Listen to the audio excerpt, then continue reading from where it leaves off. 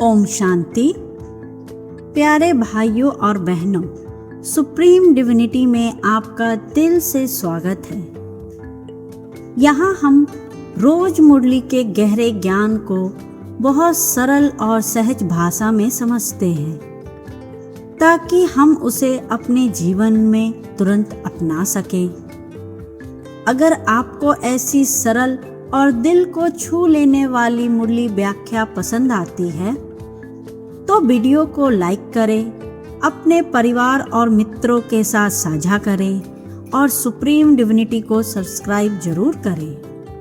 तो आइए आज की मुरली के अमूल्य ज्ञान रत्नों को अपने जीवन में उतारते हैं।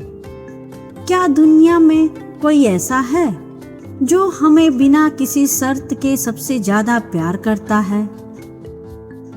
जब अपने भी हमें समझ नहीं पाते, जब रिश्तों में दूरियां आ जाती हैं, जब मन अकेला महसूस करता है, तब दिल के अंदर एक प्रश्न उठता है, क्या कोई है जो मुझे पूरी तरह जानता है, मेरी हर कमजोरी को समझता है और फिर मुझे उतना ही प्यार करता है? आज की मुरली में हमें बहुत सुंदर उत्तर देती है। बाबा कहते हैं, मैं प्यार का सागर हूँ। दुनिया में कोई भी तुम्हें उतना प्यार नहीं करता जितना मैं करता हूँ। सोचिए, परम पिता स्वयं हमें कह रहे हैं कि बच्चे, मैं तुम्हें सबसे ज्यादा प्यार करता हूँ और यही प्यार हमारी सबसे बड़ी शक्ति बन सकता है। परम पिता शिव बाबा प्यार का सागर। बाबा कहते हैं कि मैं प्यार का सागर हूँ। दुनिया में कोई भी तुम्हें उतना गहरा, सच्चा और निस्वार्थ प्यार नहीं दे सकता जितना मैं देता हूँ। इसका मतलब है कि परमात्मा का प्रेम किसी शर्त पर आधारित नहीं है। वह हमें हमारे गुणों और कमियों सहित स्वीकार करते हैं। आज के समय में लोग प्रेम की कमी महसूस कर रहे हैं। रिश्ते अक्सर उम्मीदों पे टिके होते हैं। जब अपेक्षाएं पूरी नहीं होती तो दुख होता है। लेकिन परमात्मा का प्रेम अलग है। वह कभी हमें छोड़ते नहीं। हम भूल जाएं तब भी वो हमें याद रखते हैं। जब हम इस प्रेम को अनुभव करते हैं तो अंदर का डर कम होने लगता है, अकेलापन दूर हो जाता है, आत्मा सुरक्षित महसूस करती है। आज हम इसे ऐसे अपना सकते हैं कि सुबह कुछ मिनट शांत बैठें और मन में कहें, शिव बाबा, आप मेरे सच्चे पिता हैं। आपका प्यार मेरे साथ है। जब तनाव बढ़े तब यही स्मृति हमें सहारा दे सकती है। क्या हम आज से हर दिन कुछ मिनट परमात्मा के प्रेम को महसूस करने का संकल्प ले सकते हैं? किसी को दुख या रंज ना देना। बाबा कहते हैं, जैसे मैं सबको प्यार देता हूँ, वैसे तुम भी किसी को दुख मत दो, किसी को नाराज मत करो। इसका आसान मतलब है कि हमारा हर शब्द, हर व्यवहार और हर सोच किसी के लिए सुख का कारण बने।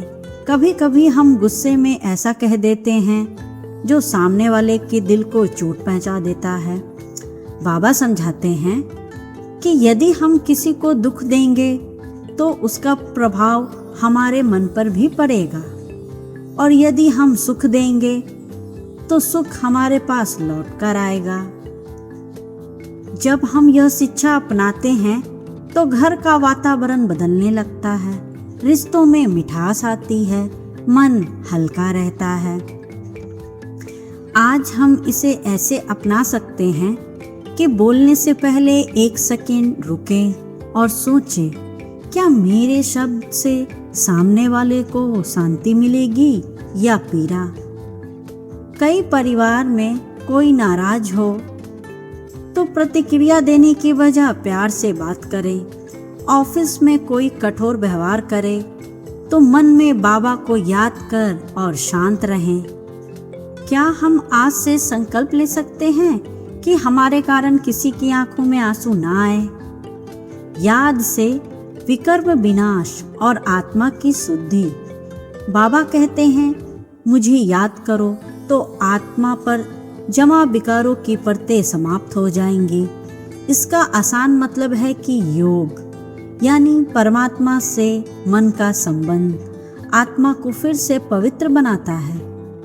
आत्मा मूल रूप से शुद्ध, शांत और प्रकाशमय है, लेकिन जन्म जन्म के संस्कारों और गलत कर्मों के कारण उस पर धूल जम गई है।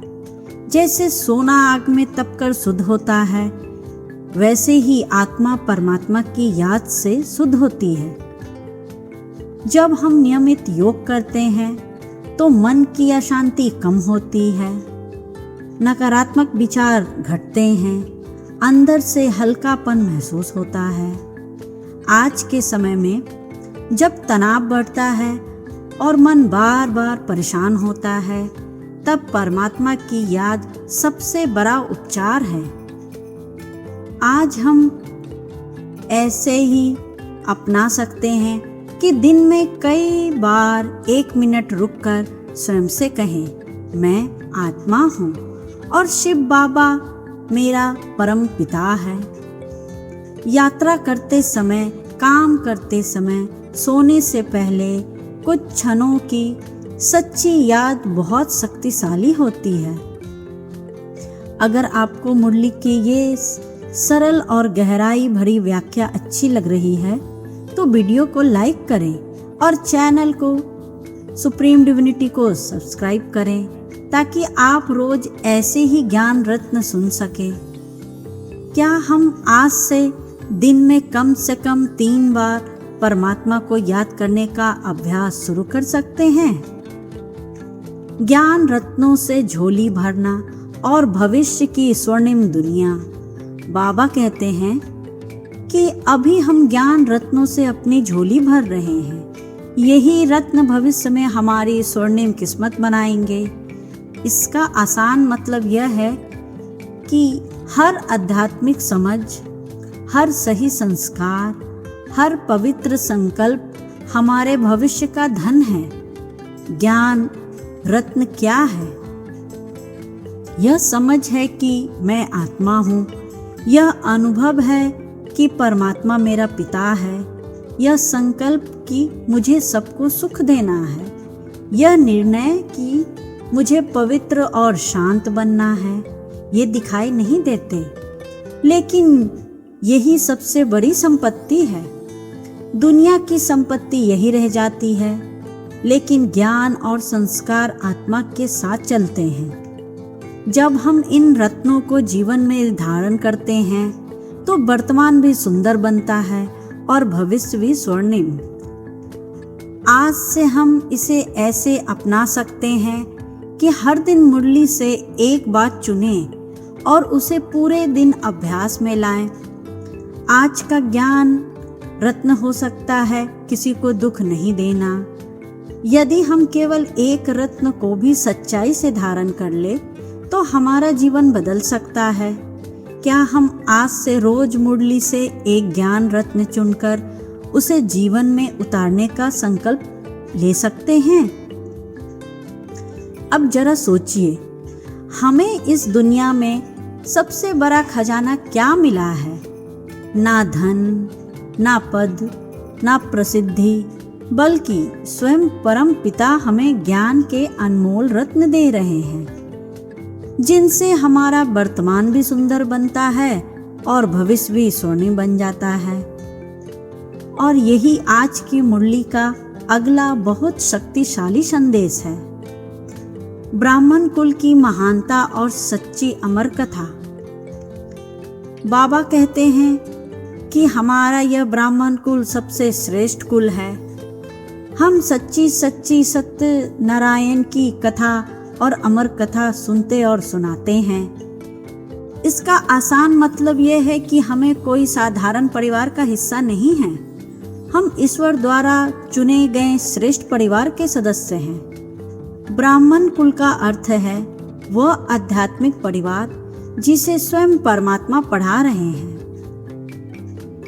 संगम युग यानी पुरानी दुनिया से नई दुनिया में परिवर्तन का यह समय बहुत ही पवित्र समय है।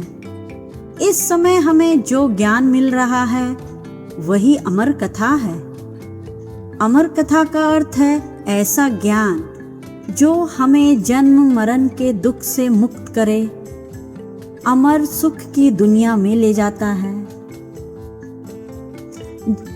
जब हम यह समझते हैं कि हम परमात्मा के विद्यार्थी हैं, तो हमारे अंदर सम्मान और जिम्मेदारी दोनों बढ़ते हैं। हम छोटी छोटी बातों में उलझने के बजाय अपने महान लक्ष्य को याद रखते हैं।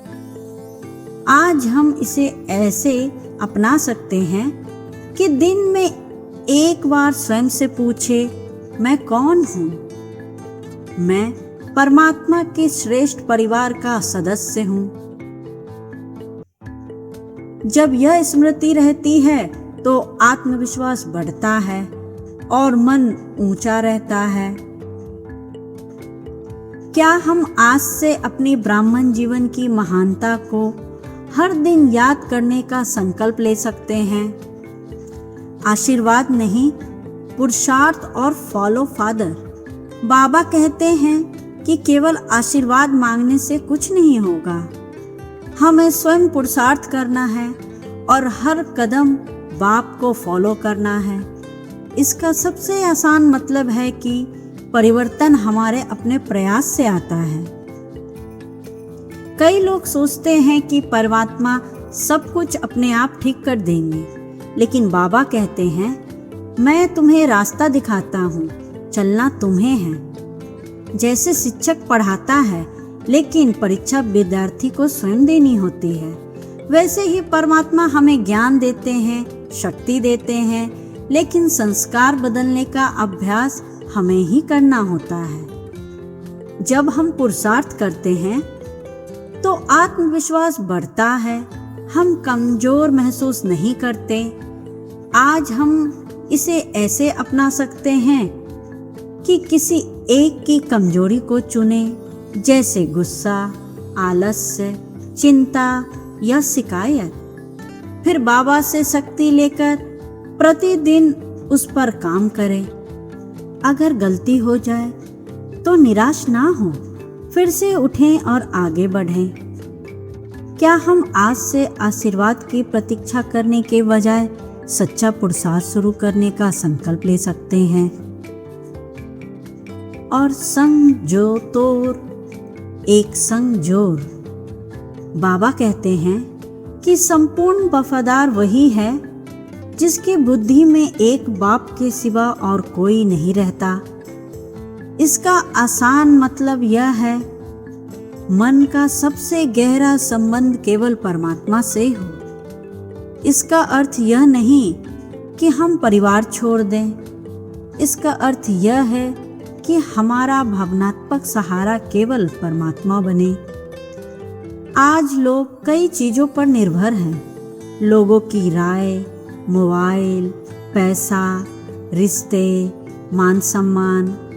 जब इनमें से कुछ भी डगमगाता है तो मन भी हिल जाता है, लेकिन जब एक परमात्मा से संबंध जुड़ जाता है तो अंदर स्थिरता आ जाती है। जब सब बदल रहा हो तब भी आत्मा सुरक्षित महसूस करती है। आज हम इसे ऐसे अपना सकते हैं कि मन में बार बार कहें, मेरा एक बाबा दूसरा ना कोई। जब मन में किसी व्यक्ति या परिस्थिति से अधिक प्रभावित हो तो तुरंत बाबा की याद में लौट आएं। क्या हम आज से अपने दिल का सबसे मजबूत संबंध केवल परमात्मा से जोड़ने का संकल्प ले सकते हैं? एक रस अवस्था और स्थायी खुशी। बाबा कहते हैं, जब हमारा संबंध केवल परमात्मा से होता है तब हमारी अवस्था एक रस, अचल और स्थिर रहती है। इसका आसान मतलब है कि बाहरी परिस्थितियां बदले फिर भी हमारे अंदर की शांति बनी रहती है। कभी तारीफ मिलती है, कभी आलोचना, कभी सफलता मिलती है, कभी चुनौती। यदि हमारी खुशी इन बातों पर आधारित है तो मन बार बार ऊपर नीचे होगा। लेकिन यदि हमारी खुशी परमात्मा के प्रेम पर आधारित है तो वह स्थायी बन जाती है। आज के समय में तनाव, चिंता और असुरक्षा बहुत बढ़ गई है। ऐसे समय में आत्मा को परमात्मा से जुड़ना सबसे बड़ी मानसिक शक्ति है। जब हम आत्मा स्वरूप होकर स्वयं को शरीर से अलग अनुभव करते हैं तो समस्याएं छोटी लगने लगती हैं। आज हम इसे ऐसे अपना सकते हैं कि किसी भी तनावपूर्ण स्थिति में 1 मिनट रुके और मन में कहें, मैं शांत आत्मा हूँ, शिव बाबा मेरे साथ हैं। धीरे धीरे मन स्थिर होने लगेगा। क्या हम आज से अपनी खुशी को परिस्थितियों में नहीं, परमात्मा के साथ संबंध पर आधारित करने का संकल्प ले सकते हैं? आज की मुरली में हमें 7 बहुत सुंदर संदेश देती है। पहला, परम पिता शिव बाबा प्यार का सागर है। हमें किसी को दुख या नाराज नहीं करना है।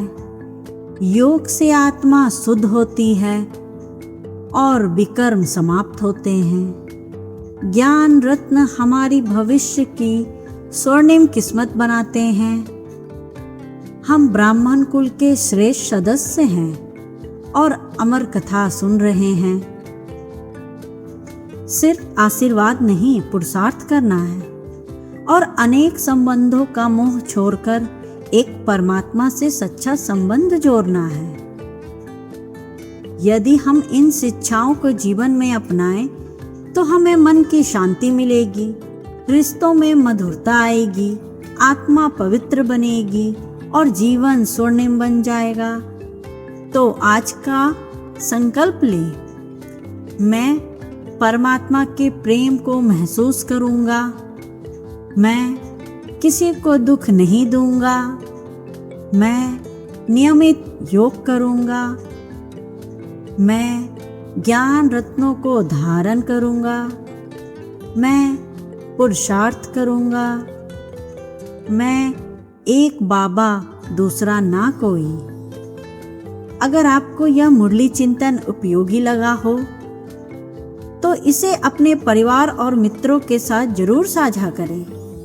चैनल सुप्रीम डिविनिटी को सब्सक्राइब करें ताकि आप रोज ऐसी सरल, गहराई भरी और जीवन बदलने वाली मुरली का व्याख्या सुन सके। ओम शांति।